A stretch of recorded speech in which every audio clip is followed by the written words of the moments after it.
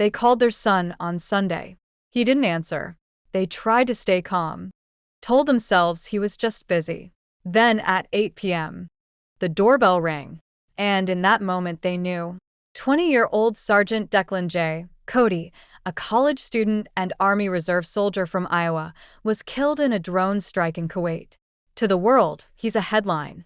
To his family, he was their rock, their son, their brother, and their lives will never be the same.